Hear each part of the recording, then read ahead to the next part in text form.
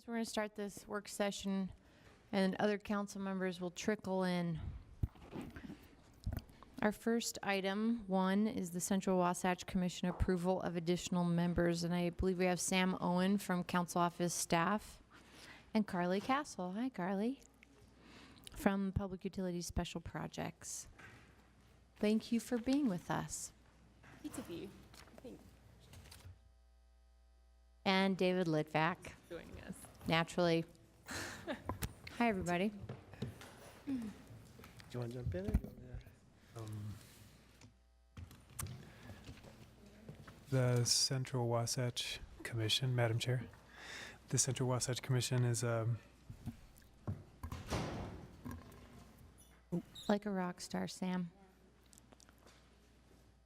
the Central Wasatch Commission is an interlocal agency, cooperative agency.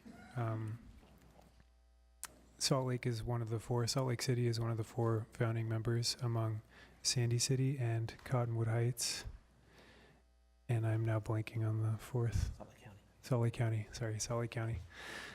The commission had previously expanded to 7 members and is now requesting expansion to 10 members. The 3 members that are currently the subject of this proposal are Mill Creek City and the town of Alta and Park City. Park City had previously been represented as the Wasatch Back and will now be represented as Park City, and Wasatch Back will be represented separately. So I don't know if there are other things that David or Carly would like to add. Sure. Thank you, Sam, and thanks for the report, Madam Chair. Thank you for the opportunity. So just as a quick context, as a reminder, and for the new council members, when the interlocal agreement was signed, forming the Central Wasatch Commission, you had the 4 founding members that Sam mentioned. Then you had UDOT and the Wasatch Back and one other. To get to that 7 that were the initial. And at your insistence in the interlocal agreement, you really drove the conversation to make sure that if there was ever any expansion to the membership of CWC, that the councils of the 4 founding members would need to approve. And so that's the process that we're engaging in. Great. So as Sam has mentioned, the 3 new seats would be Mill Creek, Town of Alta, and Park City. Sam's explanation about the difference with the Wasatch Back. And so that's what we're coming to present to you. Thank you. Council members, or Carly, do you have anything to add before we jump in? Okay. Council members, do you have questions about this? I do, but I'll hold off. James, go ahead, please. I guess my question is, what happens, I guess the board membership, in our staff report, there's a policy question that discusses the 10-man makeup. How will that be if there's a tie with the votes 5-5? Well, go ahead. Answer that. So the bylaws currently say that a majority of the council members present or commission members present need to approve a motion for it to pass. So if it's a tie, it just wouldn't be a majority.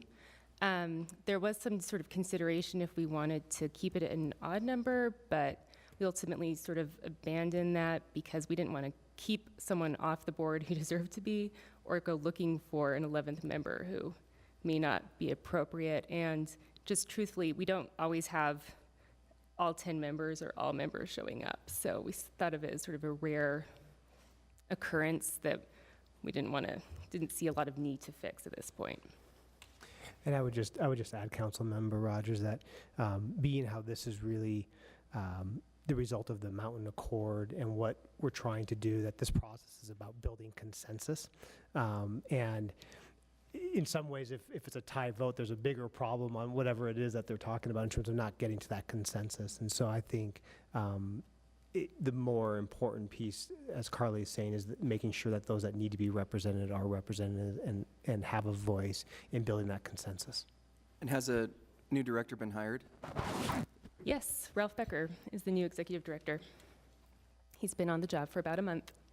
Madam Chair, I think it'd be nice to have the new director come in and talk about his vision for the future and what he sees. I'd be happy to schedule that.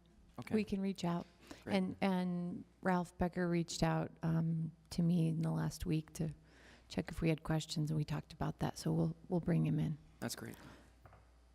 I had a question about the time that's lapsed since the agreement happened, and now the appointment of a significant number to a 7-member board, and whether or not they endorse the agreement. Can you clarify what you mean by the agreement? The interlocal or Mountain So Accord? the individuals, no, the Mountain Accord. The individuals and I suppose I'm trying to remember the mechanism between, that's proposed between the town of Alta and the city, that there's some agreements made through the Mountain Accord process.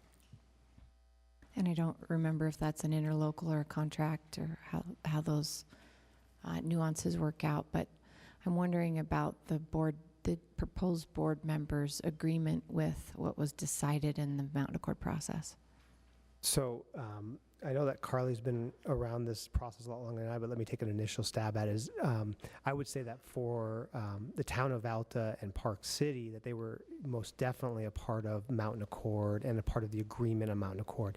The specific individuals may have changed, the electeds, with the exception of Park City, assuming that Andy Behrman, who's currently the representative, would continue to be the representative, which is the plan. But there's been a change in the mayor of Alta, Right, but the that's what town I'm of curious town about. of Alta did sign and endorse the Mountain Accord. My understanding in my process is that the current mayor of Alta, and we invited, I'm not sure if they're here. And I need to say that Mayor Sundak reached out to me during the time I was on vacation for the 4th of July, so I apologize that I haven't had a time to connect with him since then. But I have a pretty serious concern about assuring that as the new mayor, Yeah. and with the incredible amount of work that went into the Mountain Accord and the nature of politics that happen around big agreements like that, I wonder what these new board members' positions specifically are about the agreements that their predecessors took part in. Well, I think that's a very fair question, and something that we can definitely follow up on and encourage them to express that to you and the council directly. I don't want to speak on their behalf. I know where Andy is because of his involvement. So And then, of course, Mill Creek is new. Could I request that staff work with the administration to inquire Absolutely.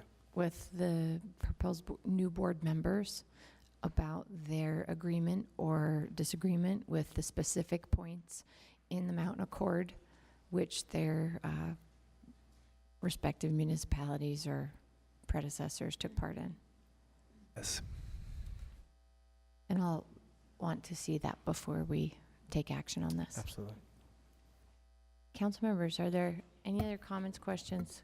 Councilmember Johnston? Nothing else? All right. I guess from a policy perspective, I'd like to understand why we need to add more seats to this, not just to accommodate, but help me why that's going to help, drive good policy and discussion for this board. You want me to try that? Well, when it comes to Park City and Town of Alta, I mean, they were part of this process from the beginning. So they not only signed the accord, but they were part of the original ILAs, interlocal agreements. They've given money. They're invested and impacted by the decisions that the commission makes. So I think it's definitely, and Mill Creek City, I think, would have been, but it's hard to say because they're so new. They all care about it. They're all impacted by it. They've expressed a lot of interest. They're coming to meetings. Their staff is working on getting it up and running. So from a policy perspective, we're not going to be able to create consensus without them on the board, and it's a valuable addition. It might not always be easy, or it might not be a happy marriage all the time, but it will be a complete one. Councilmember Fowler? I understand adding Alta and Mill Creek specifically because Mill Creek is new, and it just kind of makes sense to have a voice from that city that's a part of this there. Park City, look, I mean, they already have a board member there. Why are we adding another one? And if we only added 2, then we'd have an odd number, and then we wouldn't have to worry about the potential fact of having a tie. So what's the reasoning for adding another Park City representative? So, can we turn off the recording? No, just kidding. It gets to some of the politics that were, yeah, what's that, right? Some of the politics that were around when the CWC was formed, and some of the factors that were actually out of control of the 4 originating members led to the compromise that instead of having Park City specifically named on the in the interlocal, then and then a Summit County that was combined to a Wasatch back representative, and that was some of the negotiations at the time. Fortunately, I think some of that has dissipated, and some of those factors are no longer. And so, my personal opinion is if we had our preference to a year and a half or so ago, you would have seen Park City and Summit County both represented on the CWC.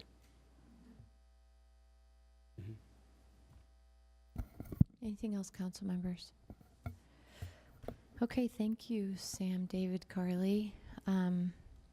We're set to take action on this on Tuesday, July 31st, and we'll appreciate the feedback you can receive before then. Absolutely. Okay. Thank you. Thank you very much. We'll move on to item 2, 744 West Jackson Avenue zoning map amendment. Nick Tarbett, Nick Norris, and David Gellner.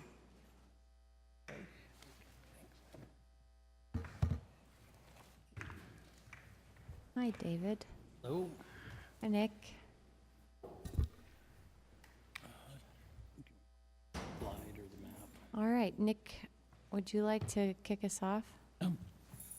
Okay. So this is a zoning map amendment request for a single parcel. As you noted, that was located at 744 West Jackson Avenue. The property is currently split zoned with the north portion of it in the SR1 single-family residential district and the south portion of the property in the TSA urban neighborhood transition zone. Primarily, this came about as a result of a lot line adjustment with another parcel that the property owner has to the north. So the property is currently split zone. There was no development plan with this, but just for future development purposes, the owner was looking to have uniform zoning on the property. The map, if we can go to the next slide, shows the property actually, if it were to be rezoned, would make those boundary lines between the SR1 and the TSA zone more straight. And again, this is currently split zoned. This did go to the Planning Commission, and they recommended approval of the rezone by City Council. Thank you, David. Council members, questions? Councilmember Kitchen? Do we know what the property owner's planning to do with the parcel? Didn't have a development plan, but the property owner is here today. And we could bring him up if you'd like. Just curious Councilmember. if there's a vision. And I had a question around the, I thought that this is a cute street, and I thought that there's a historic structure that abuts this split zone portion of the parcel. So please introduce yourself, and maybe you can answer all of our questions. Okay, I'm Rod Olson, and I'm the property owner of this parcel. And I'm sorry, what is the question? Councilmember Kitchen. Hi, thanks for being here. My question simply is, what do you have imagined for this parcel long term? Honestly, I haven't figured that out yet. I have no plans whatsoever other than I wanted to get the zoning uniform for the whole lot. Fair enough, thank you. And my question's about some memory I have of a historic structure on the north side of that lot line, but maybe abutting it, set back. If I could. On Jackson Avenue. No, on Second North, I think. Well, so there's nothing on that particular, on the lot that has been right on the lot line adjustment. Right. There is a house It's on the northwest directly and corner. back on 200 North. Yeah, there's an old home on that northwest corner. I think it's a little farther east, though. Is it? I There, think maybe a parcel down. The big brick one you're talking about with Yeah. the recessed garage behind it. Yeah. That's not directly behind this, is it? Well, I'm looking at the white building that we can see the roof of, and it's the building in my memory to the east of it that is not as easily visible. Yeah. So it's farther east. I don't think it abuts it, but we can. I just wondered if if we had any record of the zoning, this peculiar zoning pertaining to that structure or those parcels, because that from the look in this map, that structure is a stride of the property line, the parcel line. Again, that could just be the parcel layer, the way it shows up in our zoning maps, that sometimes they don't exactly line up. But wasn't aware of a historic structure to the back that didn't Okay. come up. there's nothing that I would consider really historic. There is an old house that we do own on 200 North there, single-family home, and that's it. Some people call them old, and some people I call them know. historic. I'll look it up and get back to you. If- if Okay. it is his. But you're referring to the brick one, the two-story one, yeah, it's farther down to the east, Okay. a few parcels down. It's three in from the corner, I believe, It's hard to, if I remember right. not the easiest map, Yeah, so it's one, the but third it's parcel in, I not think. designated. That's the one, I think. Probably not designated. Probably not. Yeah, Councilmember Johnston, One please. question that's not directly to this rezone. I'm fine with the rezone. Was the TSA requirements for residential lots modified that didn't require the setbacks and the glass and all that? Was that done already? I think it was, right? Yes. Okay. All right. Thank you. I asked that because we had another parcel south, which is in the TSA zone. He tried to build a house on it, but he was required to come closer to the street and have more glass on the front than anything else around it, which caused it to stand out from the neighborhood. And so we just fixed the zoning to make sure you could still do a regular residential that fit the neighborhood. So that's all I've got. Thanks. Anything else, council members? Okay, that'll be it. We're set to take action on this one. Actually, we'll hold a hearing to accept public comment on Tuesday, July 31st, and take action tentatively on Tuesday, August 14th. Great. Thank you for being with us. We'll probably see you again. Thank you. Okay, thank you, David and Nick. That'll take us to item 3, our 230 West 2nd South zoning amendment. We'll keep Nick at the table, and Doug Dancy, welcome. Nick Norris. Hi, fellas. Nick Tarbett, do you want to start us off on this one? Sure, I can give a brief intro while they're pulling up the presentation. This is a request from the Ritchie Group. You guys may remember the discussion previously. They're related. This is a request originally to be rezoned from D4 to D1. However, the Planning Commission forwarded a recommendation to do a text amendment to expand the D4 additional height overlay. And the applicant is still requesting, they would still like the council to consider rezoning it to D1. So that's just the overlay of where we're at right now. Doug can give all the background of that. Thanks, Nick. And you've had a long conversation about this, so I'll give a really brief context. The Planning Commission dealt with 4 issues regarding this project. Plan development, conditional building and site design review, conditional use, and the zoning amendment. They approved the first 3 and recommended a positive on the 4th, just for a point of reference. The plan development, the Ritchie Group has a right to develop on this site. If they just skip the Planning Commission and City Council, they could go in, take out a permit 75 feet high property line. So the issue for the plan development is, are they providing a better product than what could have been developed by right? The building and site design had to do with different design criteria. The most common one in this was the building setbacks. This zone is set to be urban, to pull things out to the sidewalk, and they are proposing a plaza, a mid-block street, a porte cochere for the hotels. So that was a lot of the design issues. And the conditional use for the parking structure, that is a commercial parking structure above and beyond the required parking. The Planning Commission approved this based on the history that the Delta Center Vivint Arena was approved in the 90s, and it did not build a 4,000 car parking garage because it's kind of unwieldy to load that and unload that at one time. So for 25, 30 years, we've had a policy of trying to spread that parking into surrounding uses where it's shared.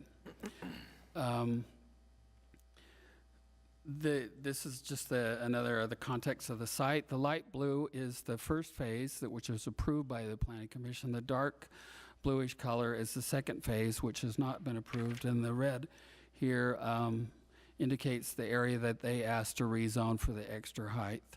On that block at the north, kind of top and right side, is the Buddhist temple, and the building just below that is the multi-ethnic high-rise. For context, this is the basic layout that the Planning Commission saw.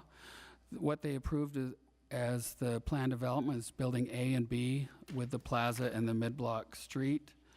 And this is the general massing that they saw. The heights, as you can see, are on the south east corner of the block where the existing Royalwood Plaza post office is. Again, for a point of reference, the two buildings that were approved are actually still shorter than the multi-ethnic building that's already on the block. This is the hotel that faces 3rd West.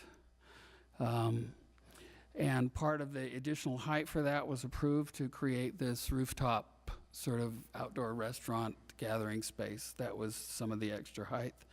And this is the apartment complex that was approved on First South. So that's the context.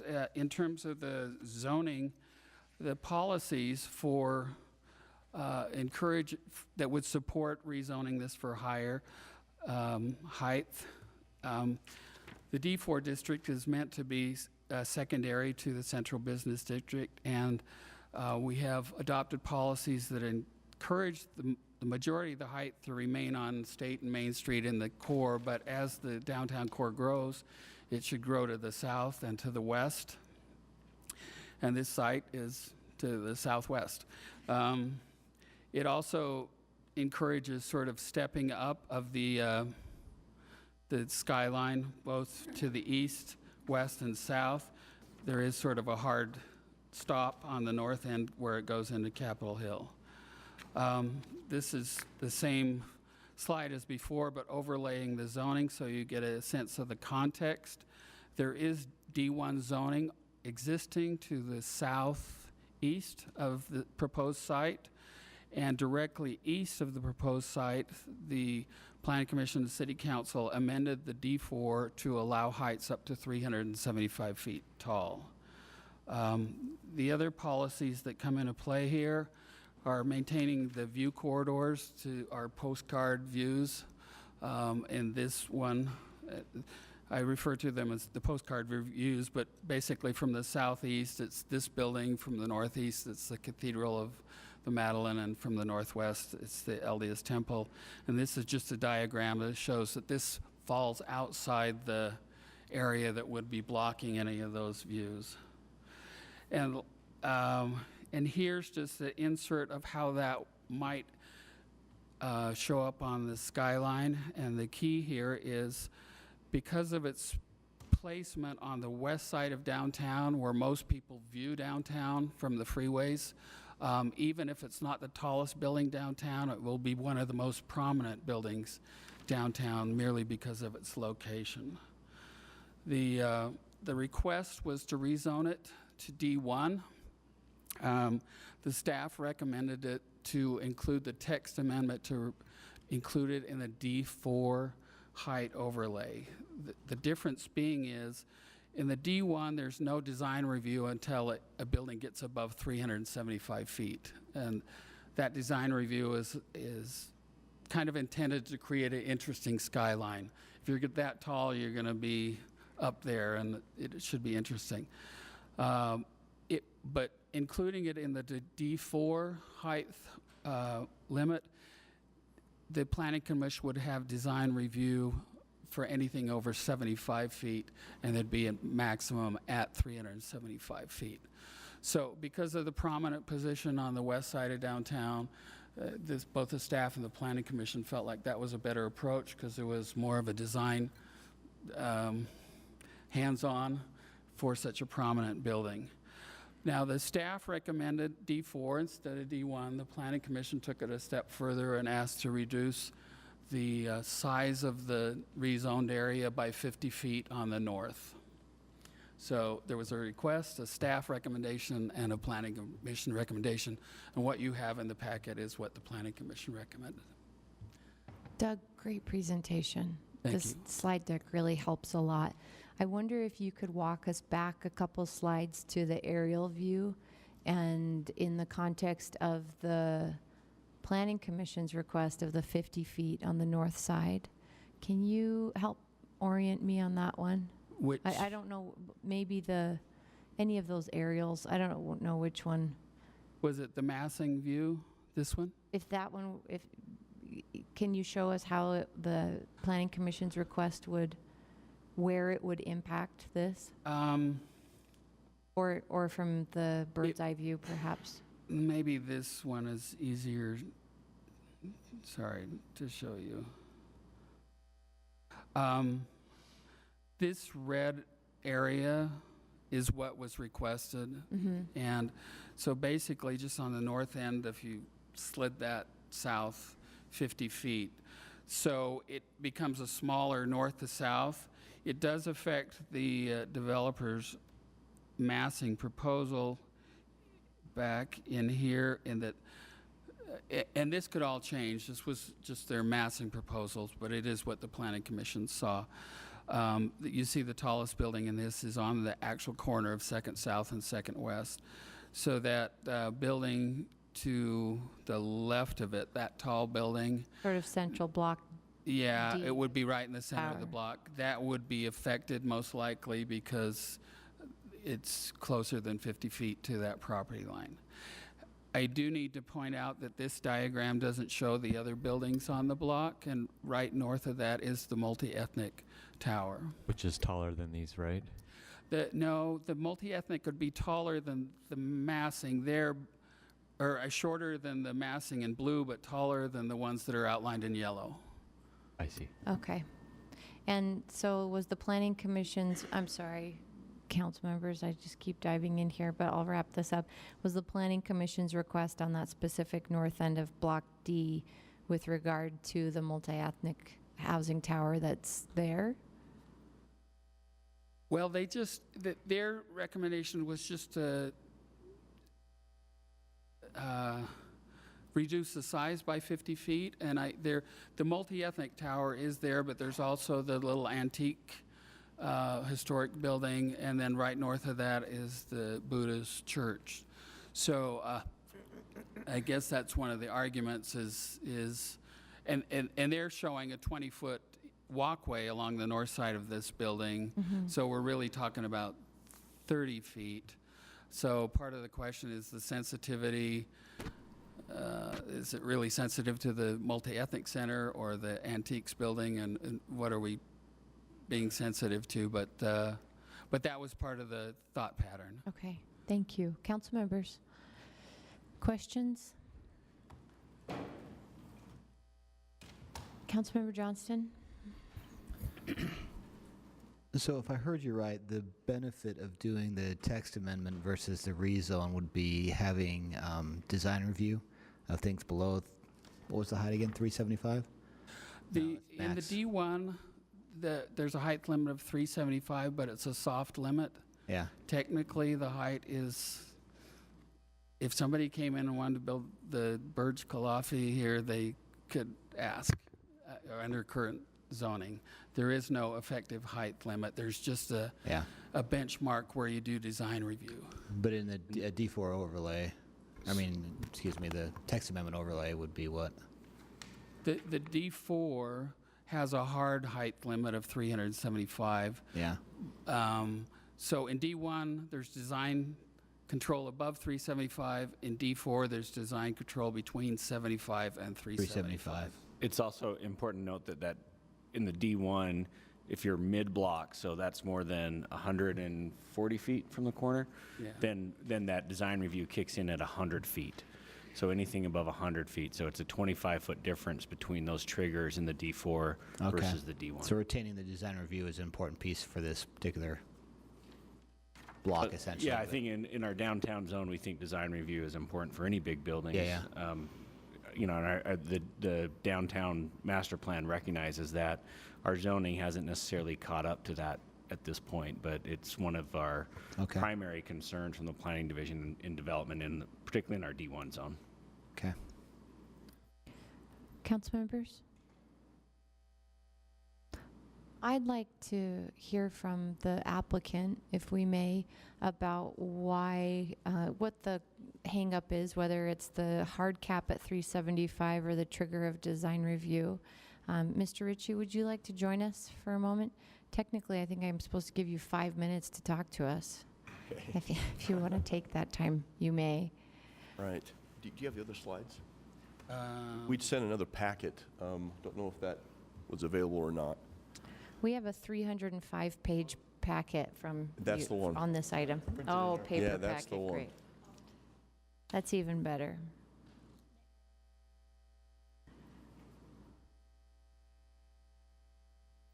Is that it? There we are. Okay. Do you mind if I drive for a sec? Let's see. No, We'll go ahead. back to. Please do. All right. Okay, I think this. Let's see. Let's go back. We'll just go to the end slides. I think that's the best. Please, you may go to the full view. Thank you. Perfect. Thank you very much. Okay. I think this gives a good description. Shows you where the lines are on this. If you see the... I just ask that you keep the mic up so the I will. millions of people Okay. watching at home can hear what you say. All right. I'll try to keep in front of me here. Thank you. All right. We've noted, if you see that green and red line to the right, that red line, let's start over. The blue line that you see is the 20-foot line that we had proposed as the line delineating the linear park, and that was becoming. We want that to be the buffer between the northern property lines. My recollection And is the gray line north of it is your property line? the property line is just above it. It's really a gray line. Yeah. Right? So the Got gray it. line's the property line, the blue line's the 20-foot buffer. And so we pulled the building behind that gray line by a couple of feet. That allows us to put our footings in without having to do some weird, very expensive footings. So it's 2 to 3 feet off of the 20-foot line. So the blue is 20 feet off the property line, okay? And then the structure starts another 2 or 3 feet south of that. We wanted to demonstrate, if you see where that green line goes, that green line then, in fact, over to the right, the red is the 50-foot receding line. If you drew that all the way across, and I don't know if this, can you see if I go like this? If this line went all the way across that 50-foot, it would bisect that building right there, okay? So we wanted to show on this slide the impact that 50-foot would have, and our proposal is to, our recollection from the meeting with the Planning Commission is that what they were most concerned with wasn't the multi-ethnic building, because the multi-ethnic building already, one thing we wanted to demonstrate to here is they're already 4.5 feet off the property line right here. They're already in a non-conforming, issue already, and they're also a building that's already over 125 feet. It's about 145, 150 feet by our estimate. So it's already a taller building. So our recollection was that there was less concern about the impact of taller buildings next to them as it was the historic building, the mansion on the corner, because it's a smaller 2-story building. So we want to demonstrate that we could still respect the 50-foot buffer that's being required, but was being asked by the Planning Commission, and then still be able to have our programming for the residential tower that's mid-block. I'm going to go back couple slides. I want to show you something. Okay. This slide, and I didn't do a good job of showing you this, I apologize. This shows you from the ground plane. This is at ground plane right here, and this is the residential tower that's mid-block, okay? And the top of that building is 268 feet tall. Okay, so this is the same building that you were just That's exactly right. Oriented. Now I've turned, now in the middle of the block, and I'm looking east. Eastward, okay. That's right, and this is the building in the middle. So this is a 268-foot tall building. If that 50-foot line bisects that building, it's going to require me to push that building all the way back down to 125 feet. That 125 foot level is only 3 levels above our parking deck right there, which stops me about right there. That lets us, that takes that building from a 210-unit building to a 42-unit building. So we'd lose 80% of our units on that building. Can I pause you there? You bet. We haven't, we're just touching the tip of the iceberg on the size of this project here with our Right. conversations today, as lengthy as they've probably felt. Right. I've understood that this is about a phased, the parking component is about the phased development of an underground parking structure. Talk to me about this big podium deck. So Block D has 3 plates up to get the parking counts we require for the office. This whole block, let me show you this. You see that this block, these 3, Doug, you mind pointing to those 3 right there? Those 3 buildings there on one block, you have a hotel, which Doug is right there in the hotel. It's a 308-key hotel. And then the next building over is the office building. It's a 450,000 square foot office tower. And then this is a residential tower behind it, all sitting on that Block D. So it's our highest concentration of programming. In order to get the parking counts that we need, we have two plates below grade. And I'll show you here. You can see the plates here. You can see the 2 plates below grade here. And then you have programming on the main level, which would be 20 to 25 foot high lobby space, retail space. And then you'll have 3 plates of parking above that that's then covered by programming on the outside. So it'll be hidden behind the programming, if that makes sense. And I hope this has some pictures of that. A little bit. You can see it a little bit there, right? We've tried to hide it behind the program. You either have the building that takes up a big portion of it, and then you've got facades and LED screens and things like that. So this is just a higher, it's just a higher concentration of programming that just requires additional parking counts. And this is underground parking. And this is 100% underground. This is the whole thing is 2 levels of below grade parking, and only in Block D do we have I think 600 stalls above grade. It's 200 per plate. Got it. Just in Block D. Okay. Does that help? Yes. Okay. Anything else on your presentation No, you want to go through before we jump in with questions again? No, one more. Let's see here. I had a follow-up question with the parking. So the total parking is going to be 1,800, right? 1861. So 30% of that's going to be above grade. Yeah, that's correct. Okay. That's right. That's correct. In Block D only. That's right. Anything else? No, I just wanted to highlight that 50-foot, the impact of that. If it comes across and we have to respect the 50-foot, it honestly would nullify that tower. That tower would be, we wouldn't be able to build the tower. So it'd take a lot of programming Councilmember out. Johnson? Yeah, so could you go to the other slide? It's, these aren't numbered. It's the view from the north, so you can see the multi-ethnic building and, no. Keep going. There's that programming. And next one probably. No, it's a view from the, yeah, right there. Yep. So what you're talking about is you've got that podium essentially there, and you're asking for the setback above that to count? I'm sorry, the setback above, which I'm one just you said? looking, yeah, so you see the parking podium, you got 1 level of retail and then 3 levels of parking there, is that accurate? They're red? Yeah, that is the podium. Actually, this is also programming. This is, we have 10,000 feet of meeting space. Okay. It's on top of the podium, Okay. which goes to the hotel. Okay. Now that setback above that podium, that is in relation to, it's in response to needing it for the historic building there? Or other reasons? So yeah, we have a 20-foot buffer on ours, and then the request by the Planning Commission was to go to 50 feet. And so if we were to, so this building is in compliance with that because it's less than 120 feet tall. It conforms to the D4, which we're currently zoned at. This respects a D1 or a D4 overlay height. By how much again? Well, D4 overlay allows you to go to 375 feet. What I mean is how far does that line bisect that building currently in your design? It bisects it by 30 feet. By It goes 30 feet. into it by 30 feet, which is almost half the building.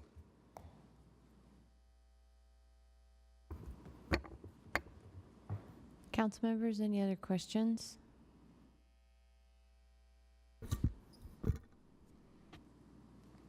Well, Mr. Ritchie, I understand, I appreciate the layout presentation you did on the slide to show the 50-foot setback potential due south of that building.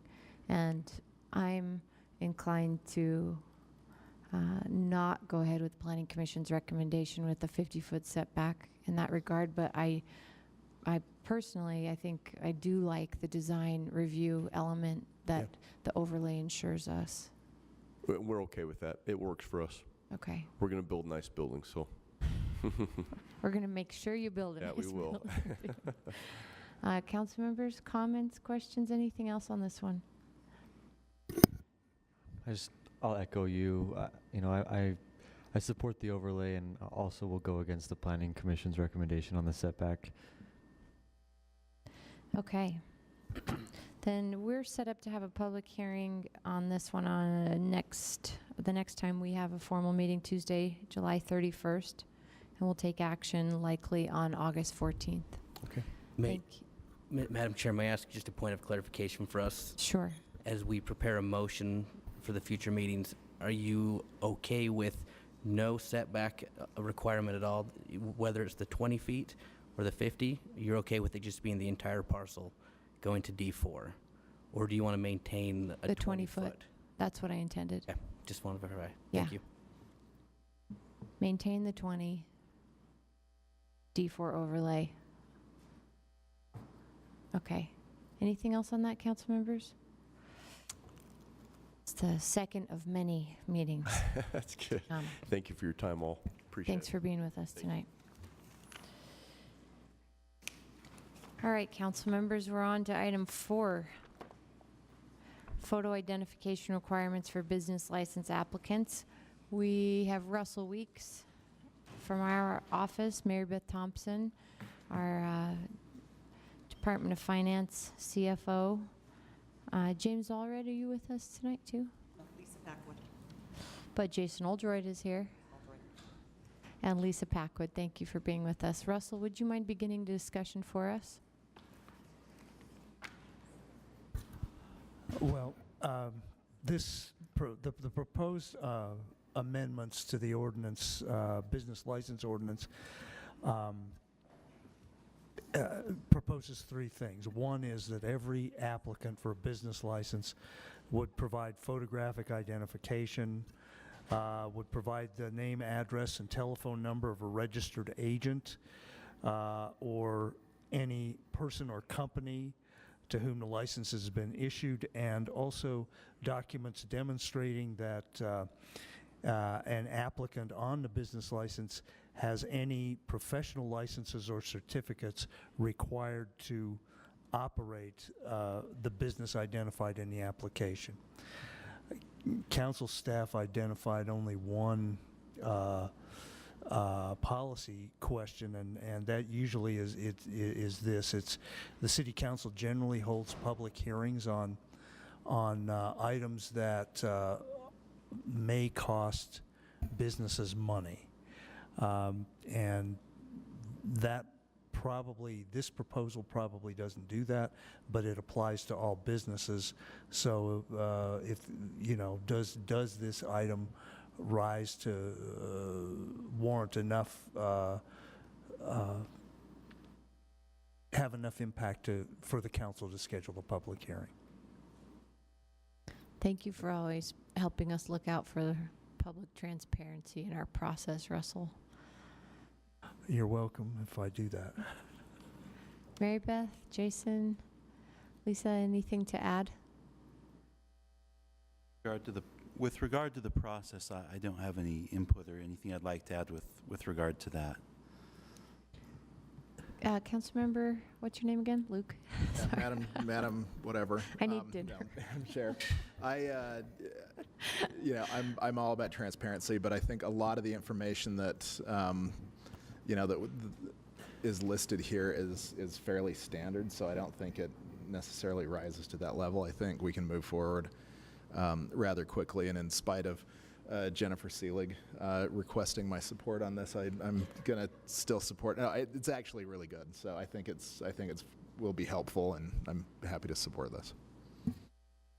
Councilmember Johnston? I was personally surprised we didn't require a photo ID previously. Obviously, I haven't applied for a business license with my recently.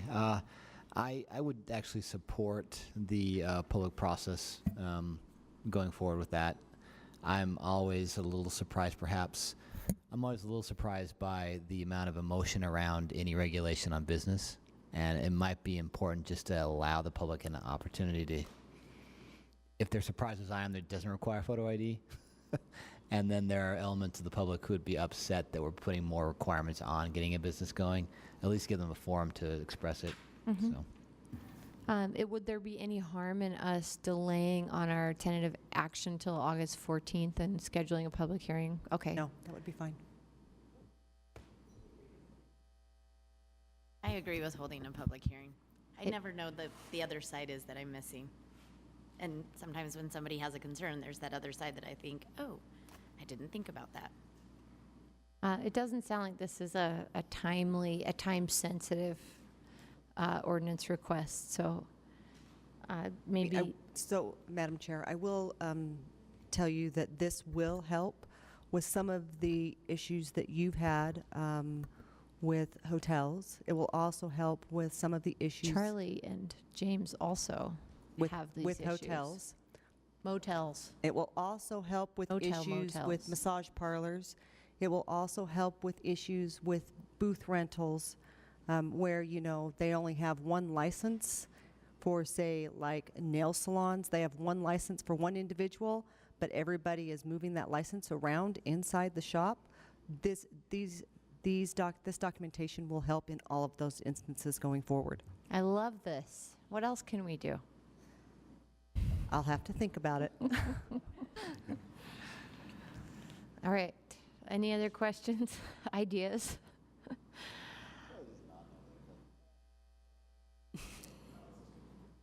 Okay, well then let's plan on noticing for a public hearing on the 31st and take action on the 14th on this one. Thank you for continuing to find ways that the city can enforce our business licensing even better. Thank you. Thank you. Thanks. Thank you, Russell. All right, on to item 5. People, we might actually get to have dinner tonight. Salt Lake City's Green Vehicle Parking Program. We've got Dan Bergenthal from Transportation. Thank you for being with us. Tyler Polson and Russell Weeks. Yes. Please, Russell. Let me start by saying that the proposed revisions to the existing ordinance would substantially reduce the number of vehicles eligible to receive a Salt Lake City green vehicle parking permit, in part because there are so many vehicles out there that have the number of vehicles has substantially increased. Councilmember Johnson and I went to a meeting today where David Christensen of Utah State University gave some interesting facts that may be germane to this. There are 2.1 million passenger vehicles in Utah. Of that, 6,000 are plug-in electrical vehicles. Nevertheless, Utah is one of the fastest growing states for the use of electric vehicles, and Professor Christensen estimated that there may be up to 65,000 plug-in electrical vehicles operating in Utah in the next 10 years. The council staff has listed 3 balancing tests for this proposed ordinance, and that can be found on page 2 of the report. Would you care to hear them? Oh, yeah. Okay. So these are the balancing tests.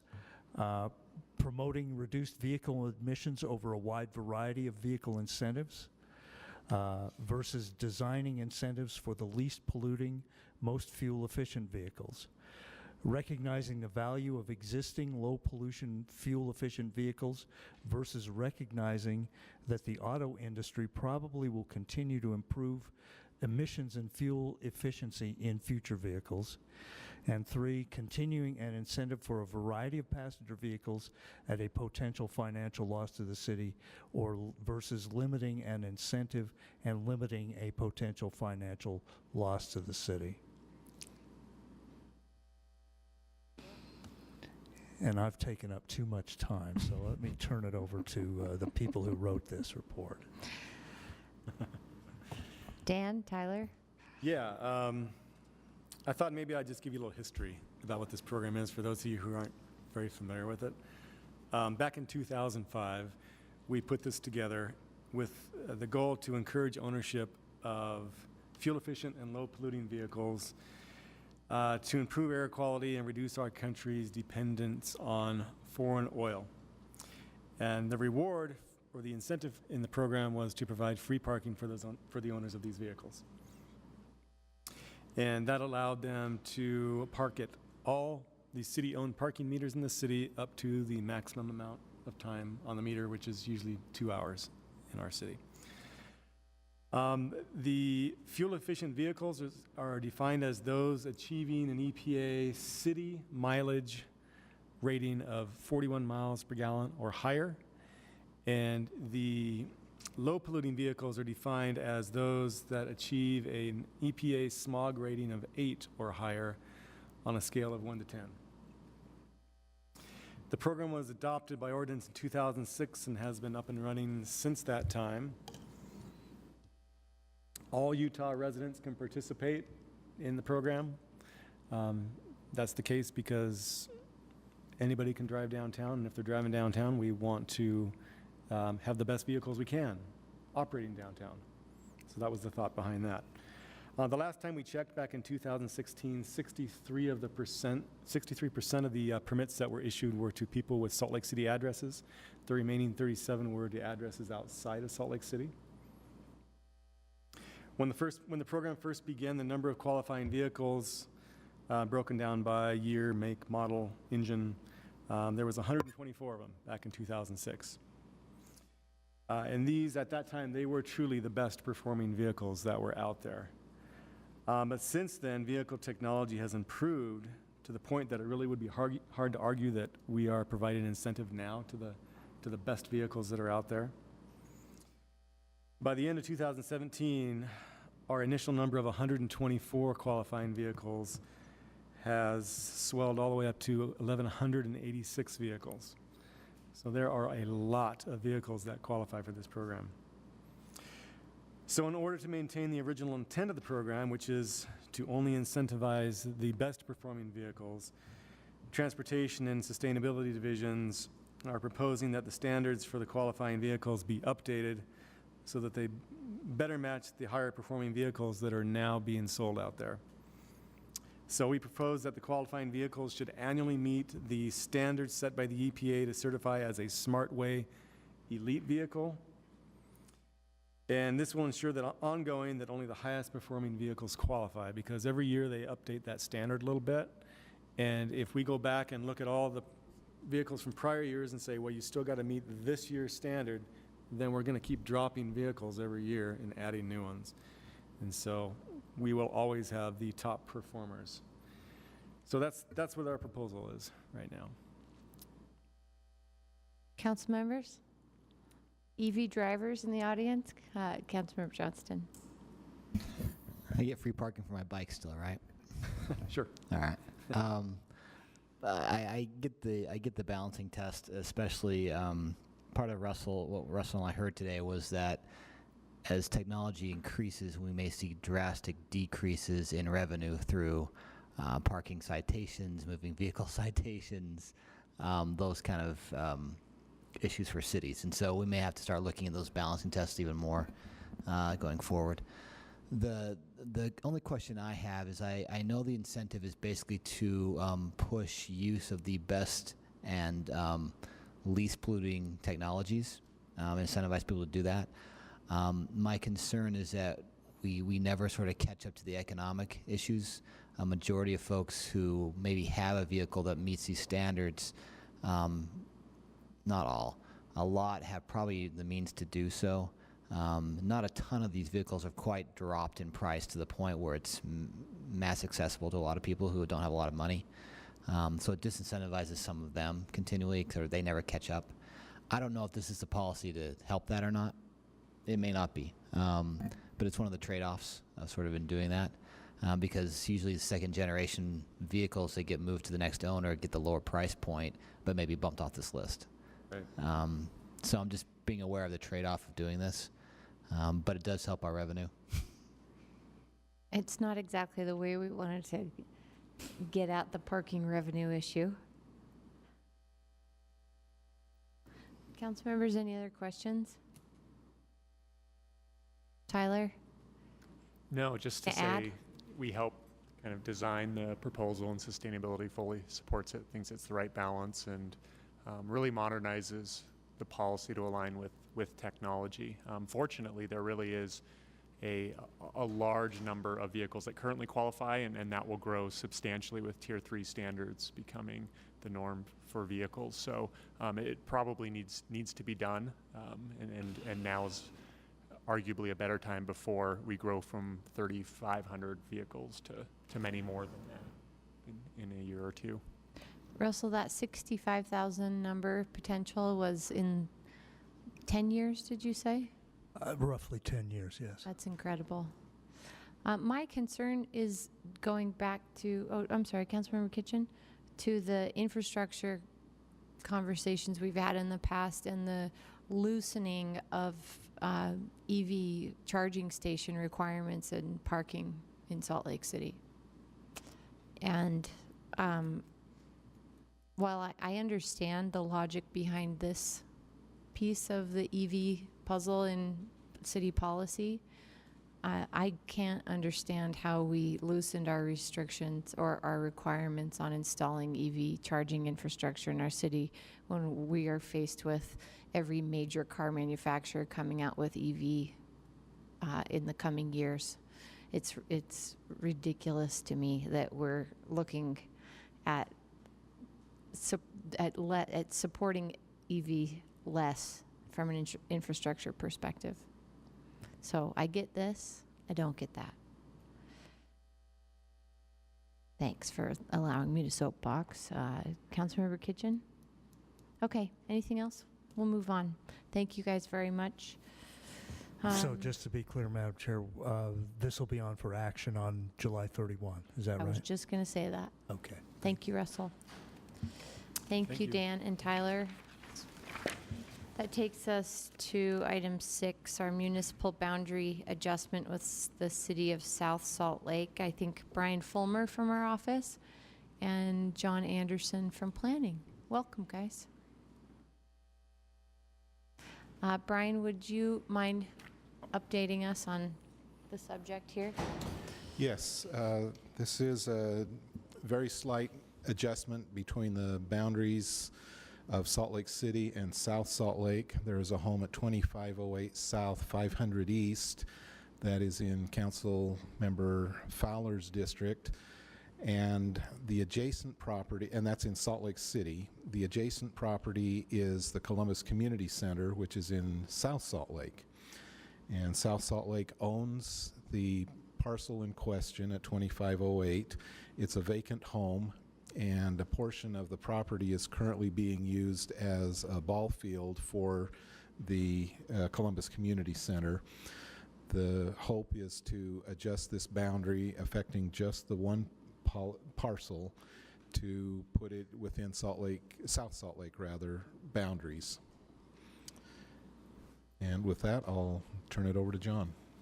Thanks. Well, I think you summarized it well. I think it's important, though, if we look down Fifth East, and if you look at the boundaries between our two cities, there's no real rhyme or reason to it.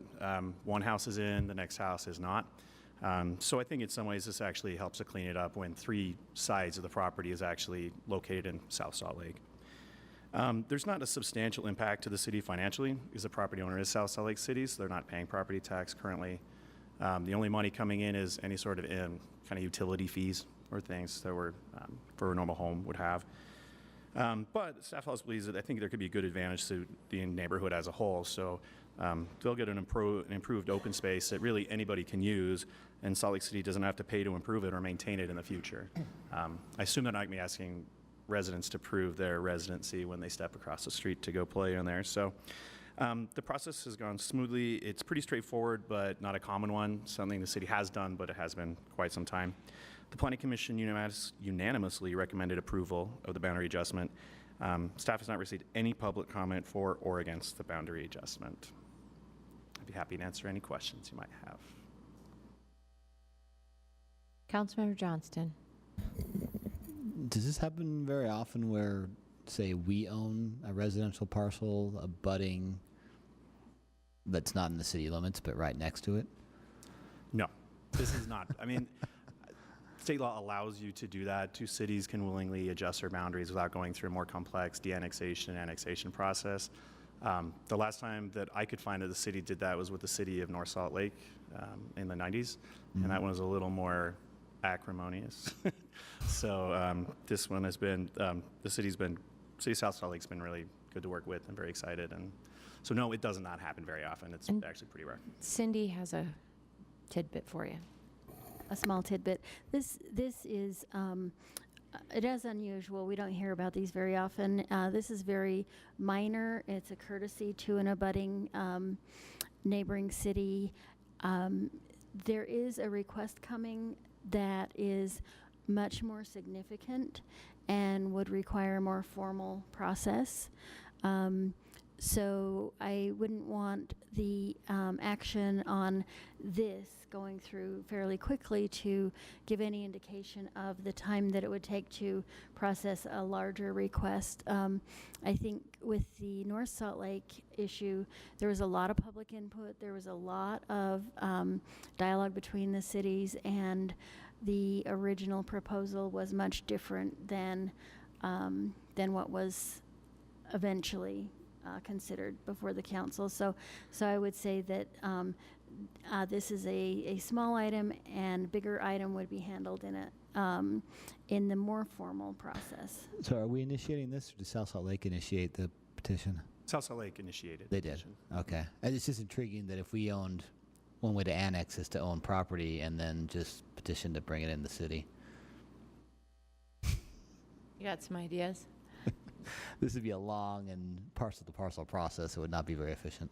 Mm-hmm. Councilmember Fowler. Why does everyone want pieces of my district? I'm just kidding. They only not want really. 0.61 of an acre. But I certainly during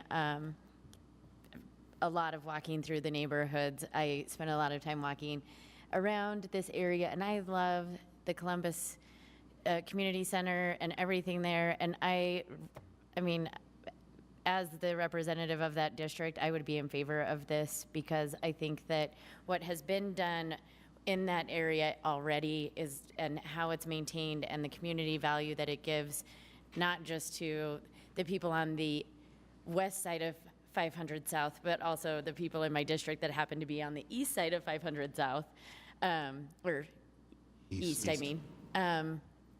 So I think it would be great. I know that they will continue to maintain that property and have it look wonderful and use it as a community benefit, as they've done with the rest of that community center. And I appreciate Cindy's comments on the potential other request, because it's much larger and different than the 0.067 acre or something of that nature that this is requesting. Is that correct? That brings in no revenue at this time. So, that brings in or very, zero very, revenue. very little revenue. And it's an abandoned house that the city of Salt Lake City would not have to address. Cindy? Just another policy thing that Councilmember Fowler's comments made me think of. Staff mentioned the idea of kind of straightening up boundaries, and that'll be something that the council will need to think about. You could probably spend full time straightening up boundaries in this city and in this country, and so that will be something that comes up. And how do you weigh that with the other many policy issues? So again, this one would probably not be a precedent for future. All right. I think we're good.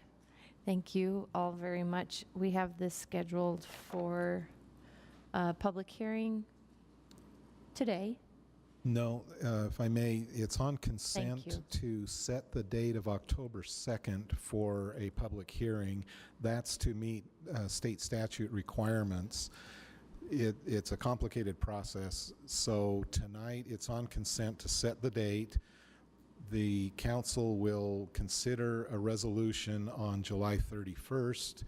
Then the statute requires no less than 60 days between adopting a resolution and holding a public hearing. Wow. So that's why the extended timeline. Wow, it is. So you've got plenty of time, public, to come and talk to us about this parcel. Right. Thank you. Lining up. Thank you for your work. Thank you. With that, we'll move on to item 7, the Funding Our Future Streets General Obligation Bond discussion. I think we have Kira Luke from our council office. Matt Castle, I think, is here. I saw Matt. Liz Bueller, and I don't know, Saban, come on up. And I don't see Lahua, but I think Kira's filling that seat. Awesome. Right. So I'll just take a quick moment to orient us to the road so far. Funding Our Future was established to pursue revenue options for the 4 most critical unfunded needs: housing, public safety, transit, and streets. The council recently approved a sales tax increase, which can fund components of those needs. We're moving on to another one of the options identified, a potential general obligation bond that the council could put on the ballot for voters to vote about in November. The sales tax covers, it's a lot more flexible, so it covers the maintenance for streets, whereas a general obligation bond is very limited in what it can be used for, and so it's planned to cover reconstruction needs. So far in this effort, there's been engagement focused on the full scope of the needs. Lately, it's moved to focus on the bond, information, and engagement. In a few minutes, Liz will go over that a little bit more.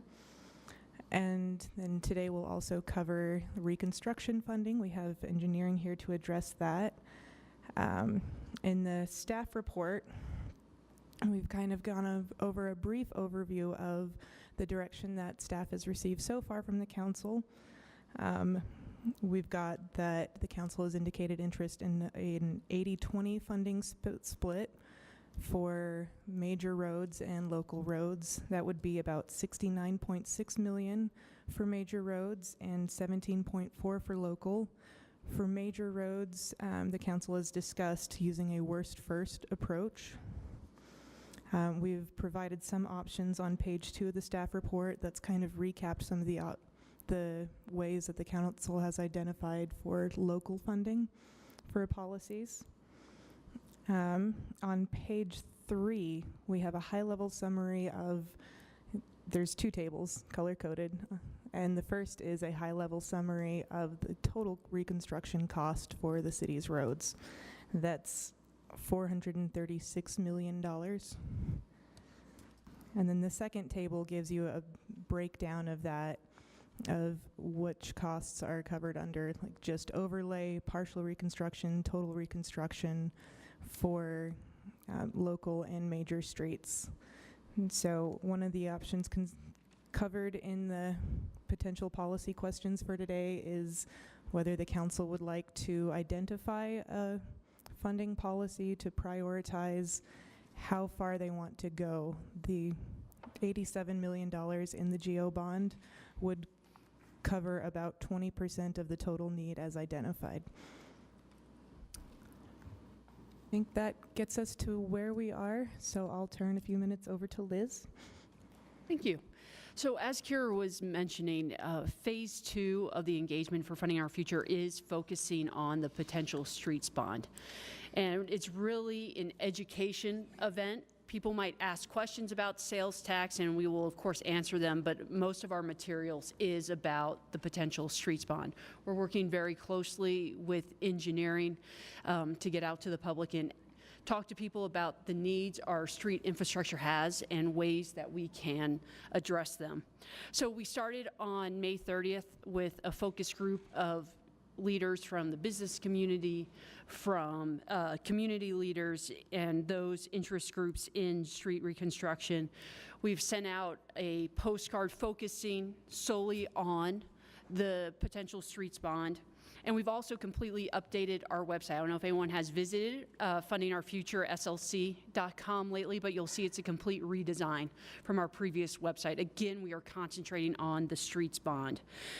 We've just opened a new online survey, and we are still well short of our 2,300 responses from the first round, but we started advertising today and we're already at 88. So that's a pretty good pace that we've started for the survey.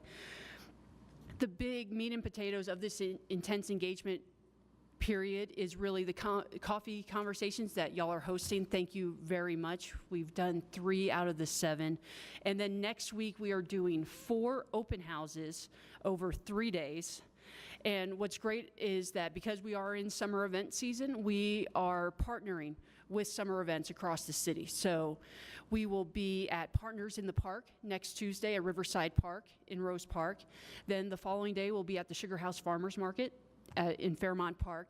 And then Thursday, we're actually doing 2 events. One will be Food Truck Thursday at Gallivan Center, and then that evening we are going to be at the main library in their share space. So people are coming in and out for library events. We'll be able to talk to them about the streets bond. Some other things we are doing is Matt has been excellent in doing multiple ride-alongs with different news outlets, actually taking them to streets that are both in need of repair and streets that have been recently reconstructed so people can see and get the word out about what our need is. We also have interviews with media, with the mayor and Council Chair Mendenhall. And another thing we're doing is we are working with Y2 Analytics. They work with us on online polling for other things like our biannual citizen survey, and we're working with them to do a statistically valid survey. So before you go decide if you want to put this on the ballot in November, you'll have that data as well. So that's just a brief overview, because I know streets is the most important thing. So I'm going to turn it over to Matt. That was too quick.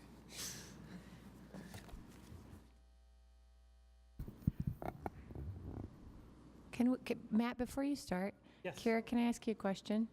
Can you remind me, is it, there's a deadline for us to have this on the ballot, and it's August 14th, I believe. We have 2 public hearings coming up. One's tonight and one is July 30th. So I think 31st. Thank you.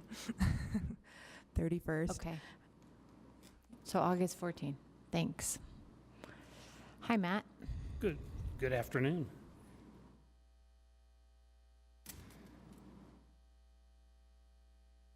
This presentation is the one that we provided to you back in April, so we've just scrubbed it, cleaned it up a little bit, and based on where we are today.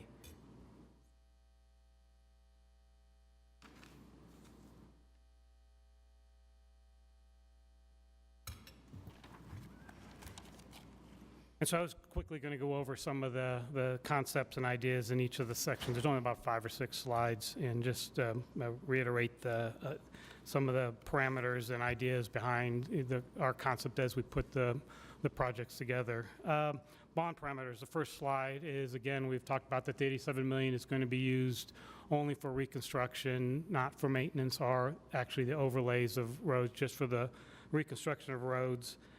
We talked a little bit about the 80-20 scenario being the preferred scenario, and if there's discussion, we can talk about that again. Bond issuance, based on how we can do the design, how we complete the projects, is a preferred 3 issuance of the bonds, so it's not going to be, hopefully not issue the bonds up front at the start of the project or start of the bonding period, but do it in 3 separate issuance to help us manage the funds a little bit better. Our primary goal is first worst approach, but the other three, transportation priorities, public utilities priorities, and other utilities will impact and influence the projects and selection of the roads that we are anticipating to do. As we take into consideration those other elements, they'll shuffle around the projects, maybe push them back, maybe push them forward based on other funding needs, such as public utilities. If they have a water line they need to replace, we want to make sure that we go in once and not put in a new road, then have them come a year later and replace that, or put in a water line after the fact. I do want to stress on this one that the study that we did was a snapshot in time. And so we have to be aware that every day, every week, every year that goes by, our roads continue to deteriorate. Last summer was when the survey was done, and the average for our road system was 48. We are probably a little bit below 48 now, just because it is what it is and the roads are deteriorating. But I just want to stress that as we try to develop scenarios and ideas of how the funding is going to go forward and how the projects are going to be prioritized and done, we have to keep in mind as roads deteriorate, they don't deteriorate at the same rate, and we just have to keep our eye on all the roads and all the that are in possibly poor and lower condition, make sure we're doing the worst ones first and getting them taken care of. These ones, I don't have a whole lot to say. They're hard to see, but these are just showing the 50 worst arterial and collectors. The next one's showing the 50 worst local streets, and it's just hard to see. And this is a sample plan we put together for the 80-20 scenario to go at the projects and spend the $87 million in 6 years.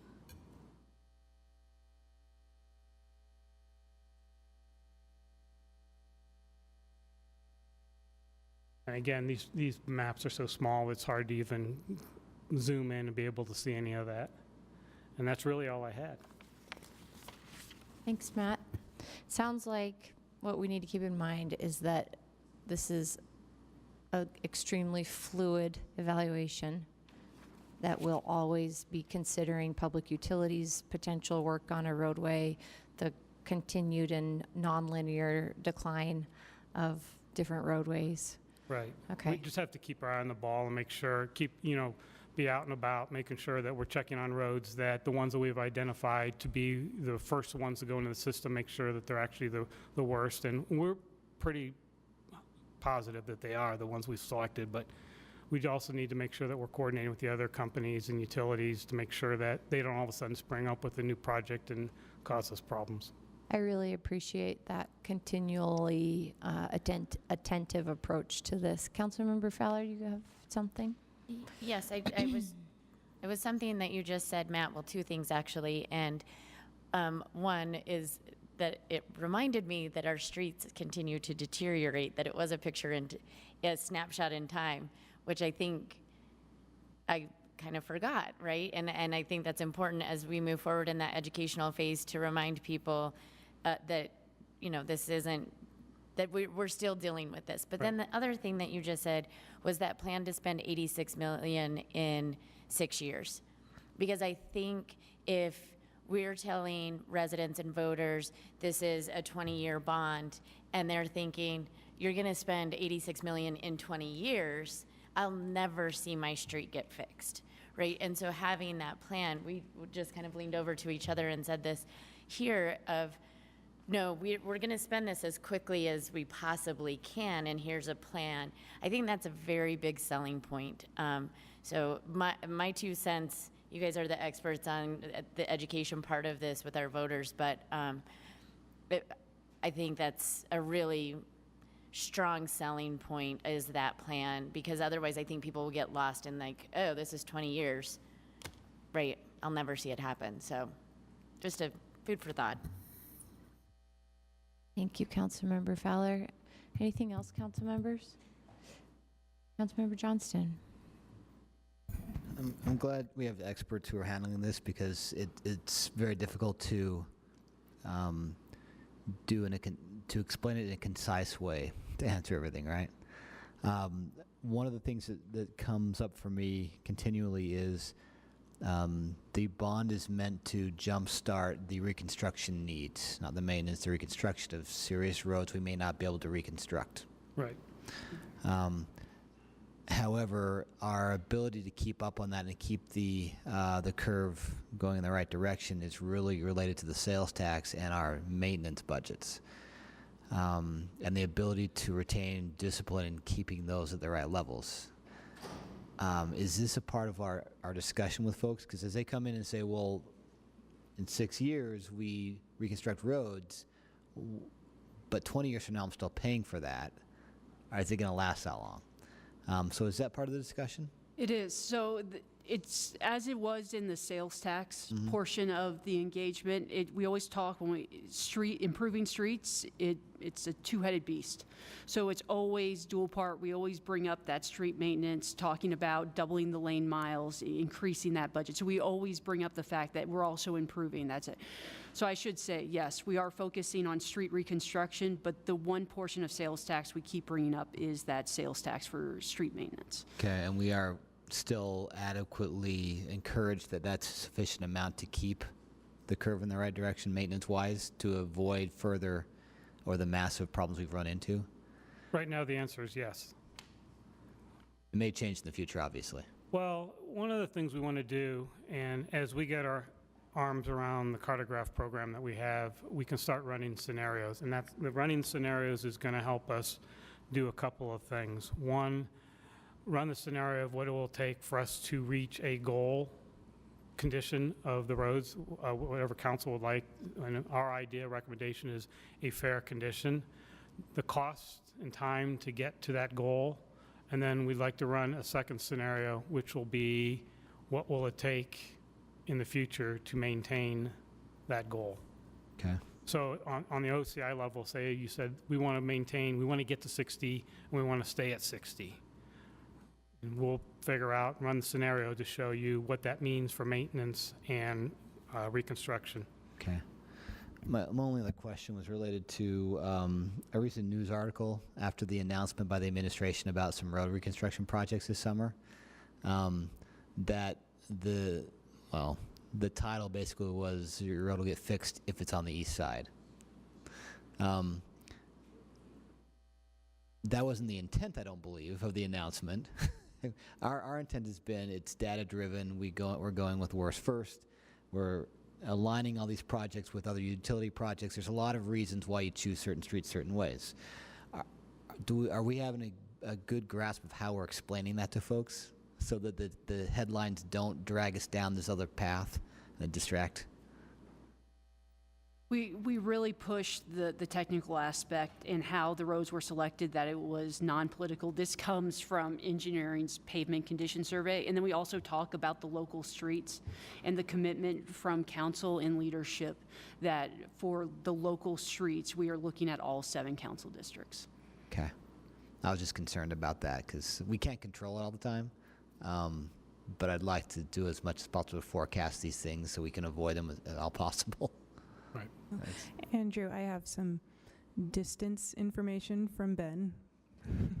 And he wanted me to pass along that 155 miles of maintenance equals 12 years for every street to receive maintenance, which is a big improvement over 25 years before we had the second streets crew. That helps. Great. Council members, any other questions, comments?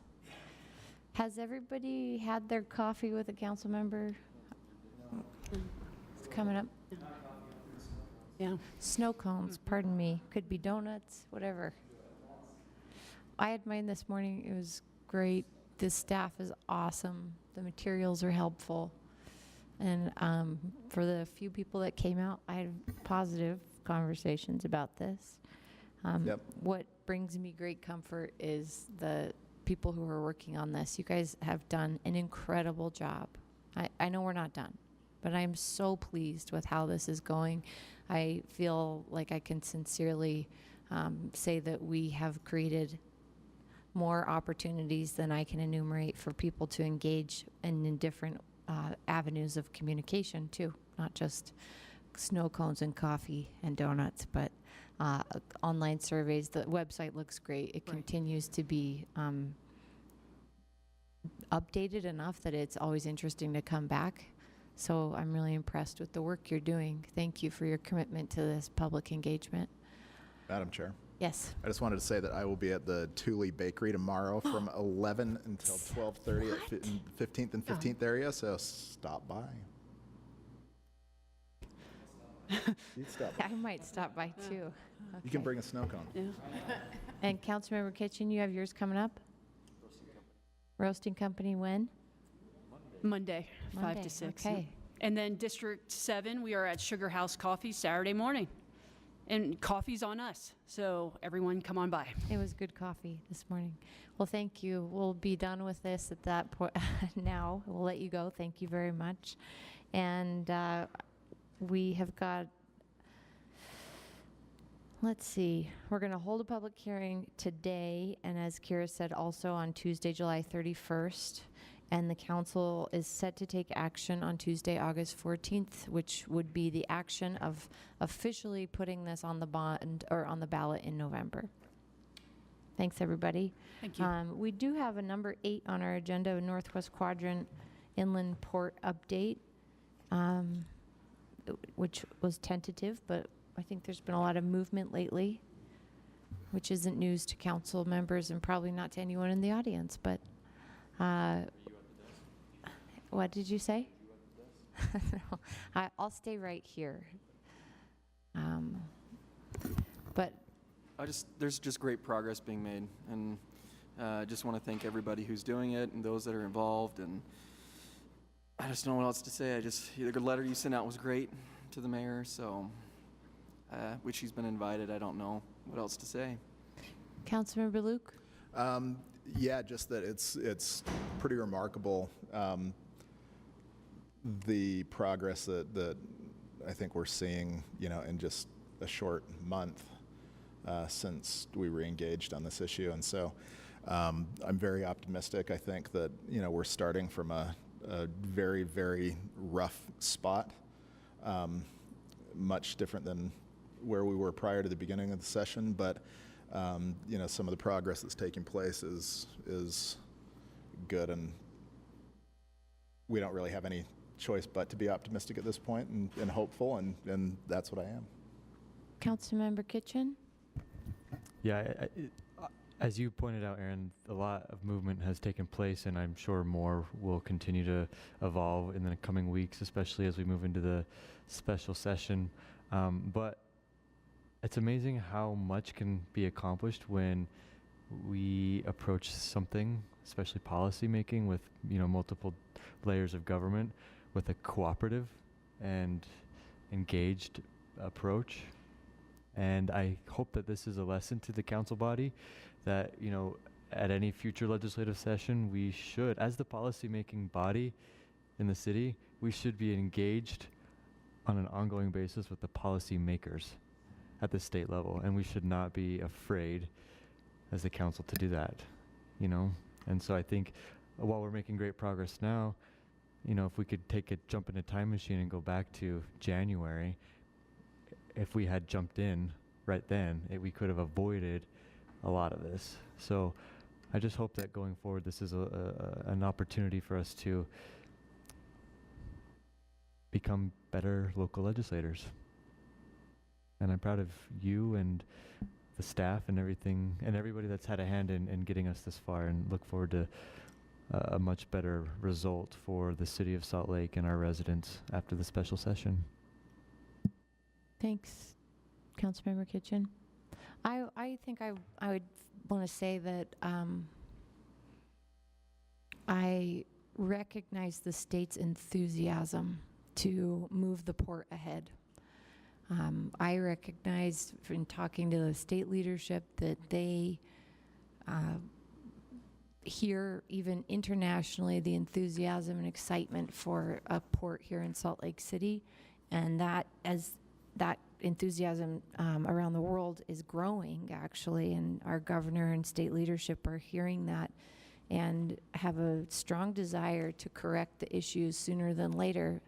Of course, we have no control over when that happens. If it's in a special session sooner or later or in the general session is not up to us. But the opportunity I think that we have is to recognize that they are highly motivated to fix things now, and there's a window of opportunity. So we are going to take the opportunity as the stewards of the taxpayer revenue in this city and the representatives of our districts to correct what is very wrong in the fourth substitute of 234. So when and how that happens, when that happens is not up to us, but how that happens we get to have a say in, at least at this point. So I appreciate our council's unanimous support and continued conversation amongst us as this evolves about how we can go about this best. Councilmember Rogers, you got something else? I was just going to add that, whatever changes are made, there's still going to be more changes throughout years and decades even of the inland port as it evolves and it adapts, because it's not going to be the same thing today as it is in 5 years. So as it moves forward, I think that's why it's important that we establish our foot at the table, right? Our head at the table, so that we can make the changes that will implement and have good policy for Salt Lake City. So, and Derek said it, I am just so grateful for the staff that we have here with Cindy and Jennifer and Lehua and the rest of those that are involved with this, because it is unreal the knowledge and the base that we've got with our council staff. Absolutely. I think I'll second that. And this has really illustrated the uniqueness of city staff versus state staff, that this building works year-round, every week, basically. We're here. Our staff is here full-time every single day, Monday through Friday, and they have an incredible amount of expertise that has come to bear and benefit the state also. They've been grateful for our staff's work. So thank you to the City Council staff for everything you've done to get us this far, and there's a lot more work to do. So that's the last item before we get to report and announcements from our executive director. Cindy, do you have anything for us tonight? I didn't look either, actually. I don't think we have anything. And there's the report of the chair and vice chair is pretty well summed up in the Northwest Quadrant update that we just had. At this point, we are going to exit into a closed session. And I would look for someone to make a motion that's highlighted on that section of our agenda.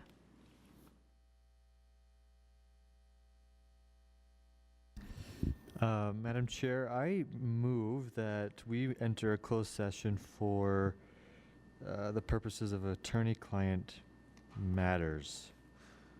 That's sufficient? Mm-hmm. I have a motion by Councilmember Kitchen, a second by Councilmember Rogers. We'll roll call this. Councilmember Johnston. Oui. Kitchen? Yes. Fowler? Luke? Yes. Rogers? And I'm a yes, and we are now in closed session. If you aren't supposed to be in the closed session, please exit. And council members, you want to get dinner and then come back and we'll start then? Okay, great. See you in a minute.